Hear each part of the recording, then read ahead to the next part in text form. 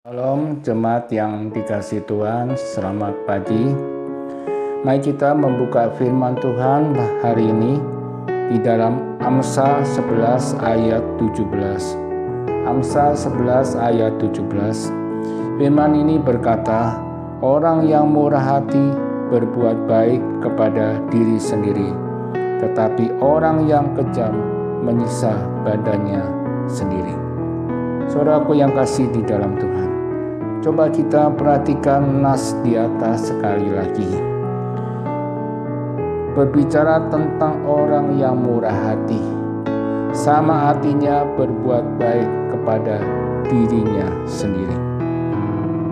Orang yang murah hati adalah orang itu bersedia mengulurkan tangannya untuk membantu orang yang membutuhkan pertolongan. Orang yang murah hati tidak pernah menganggap bahwa kebaikan yang dilakukan merupakan kerugian baginya. Tetapi orang itu melakukan kebaikan dengan sukacita, tanpa mengharapkan balasan. Yang berarti tidak ada kata sia-sia bagi orang yang berbuat baik kepada orang lain. Seperti yang dikatakan firman Tuhan di dalam Amsal 19 ayat 17. Saudaraku yang kasih di dalam Tuhan, berbuat baik adalah suatu keuntungan yang tidak dapat dihindari. Dengan kata lain, saat kita berbuat baik, kita merasa diri kita baik. Hal itu bukan berarti kita merasa hebat, namun kita mengalami kasih Allah.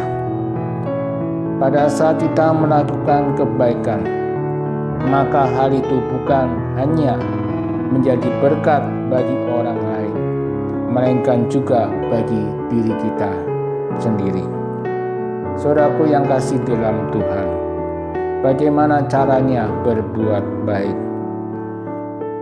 Yang pertama, berbuat baik kepada orang yang patut menerimanya. Seperti yang dikatakan di dalam Amsal 3 ayat 27.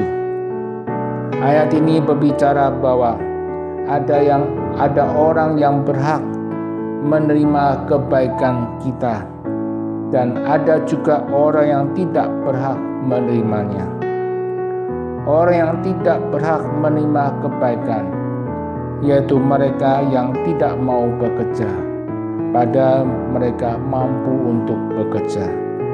Maka di sini dibutuhkan suatu kepekaan.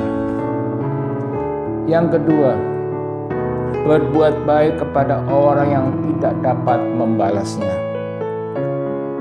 Berbuat baik kepada orang itu boleh saja, tetapi kita harus punya prioritas untuk berbuat baik kepada orang yang tidak dapat membalas kebaikan kita. Saudaraku yang kasih di dalam Tuhan, satu hal yang perlu kita perhatikan bersama-sama. Saat kita melakukan kebaikan kepada orang lain adalah motivasi hati kita.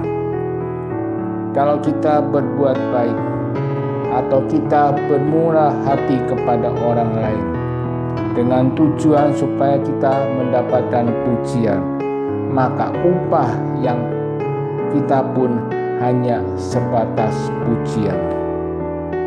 Saudaraku yang kasih di dalam Tuhan, kita harus melakukan kebaikan sebagai ucapan syukur kita kepada Tuhan, karena Tuhan terlebih dahulu melakukan kebaikan atas diri kita semua.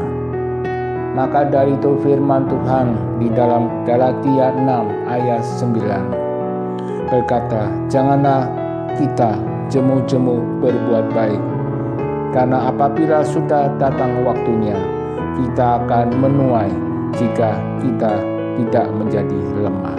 Kiranya Tuhan Yesus